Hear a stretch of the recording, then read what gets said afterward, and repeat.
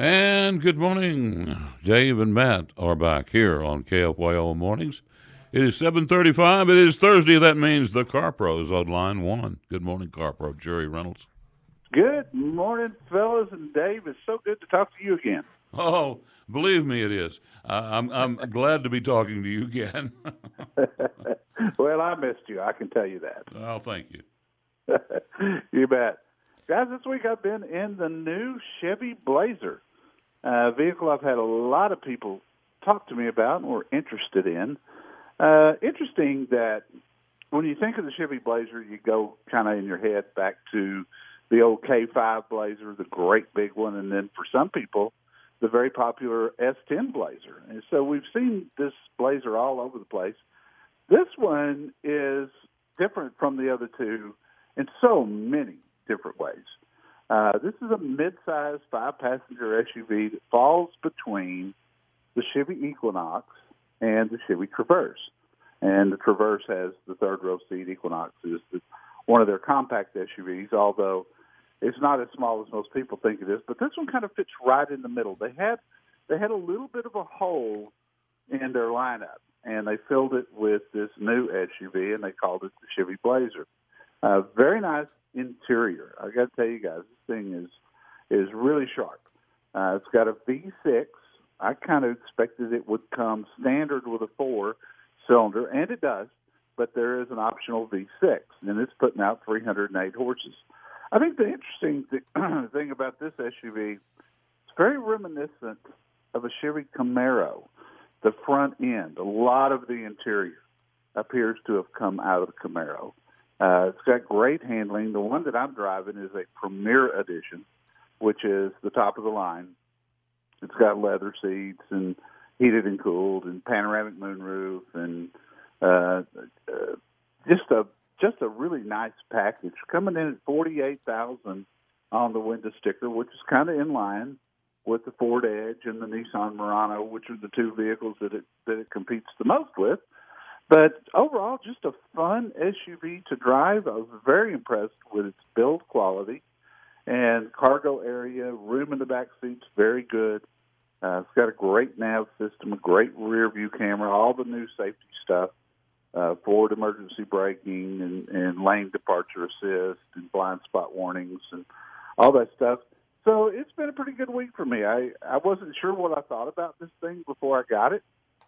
But now that I've had it all week long, I've become quite the fan. So Jerry, I'm going to be kind of like one of the guys that calls on your show. As far as this, I used to drive a Ford Edge. I absolutely loved it. Now, it was the limited edition. It had all the bells and whistles. I did it for work. If I was looking at a 2019 and I was looking between a Ford Edge and a Chevy Blazer, I mean, which one would you recommend? Boy, I tell you what, it would be a tough choice because in so many ways they're similar. There's certain things about the Ford Edge that I just love. One is it's got a great history. We know for sure that over the past decade, the Ford Edge has been one of the most reliable SUVs on the road. And I love the Sync 3 system that's in the Fords, which is kind of strange because when the Sync system first came out, they had massive problems with it. But it's different. It really is, Matt. I mean, the handling on this Blazer is more sports car-like, whereas the Edge leans more to the luxury car ride. I like both of them. At this point, I'd probably go with the Edge, but that's only because I know the history of it, and the Blazer is all new. I was a little bit afraid of the price of this Blazer because if you get a loaded one, I mean, everything that you can put on them, they're reaching up toward $55,000. This one, though, at $48,000 is really a good buy.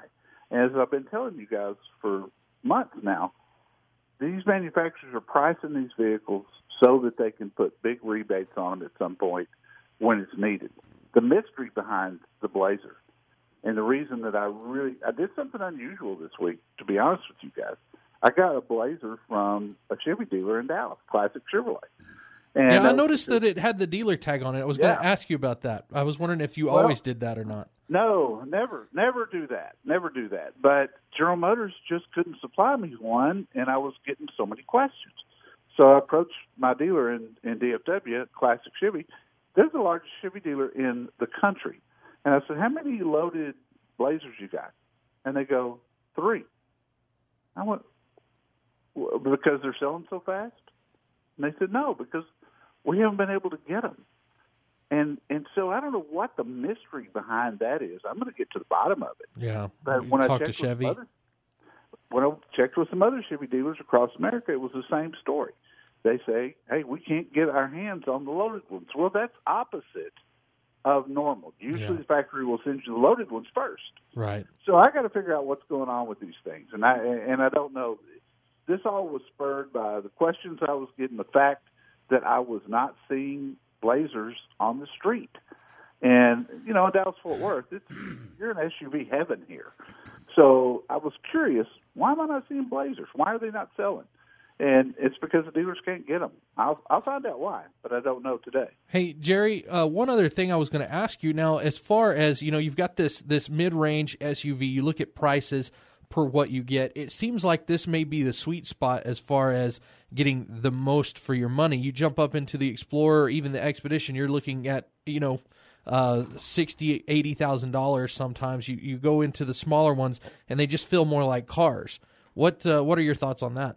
Yeah, I totally agree. If you don't need that third row seat, this one has 64.2 cubic feet of cargo area in the back with the back seats folded down. You're right. Anything under $50,000 right now that is mid-size, that performs, and is got a lot of options on it, that's what's selling, because the assumption is, a $48,000 SUV, you can buy it for $45,000 to $46,000. And that's kind of the area everybody's looking at. Mm-hmm.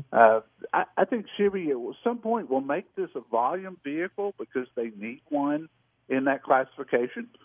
And it's going to take some rebates to do that, but I think they've built that into the price. Right now, they're selling really well in the upper line. It's the lower lines that the dealers tell me are not selling well. Yeah. Okay. And it starts at under $30,000, by the way. Yeah, well, then that was what I was looking at. If loaded, it's $48,000. It's got to be reasonably priced in the lower end. Yeah, it's just shy of $30,000 base price with transportation before you start adding, all the niceties that are on these things. This one's got 20-inch wheels. It's a good-looking rig. I mean, it looks great. Very, very unusual looking. You can spot one, from a good distance because it is different. And there's a lot of things I love about this Blazer. So, Jerry, what do you have going on CarProUSA.com? We've got a lot of new stories that we put up this week. One is the Barrett-Jackson Palm Beach auction is going on starting today through Saturday.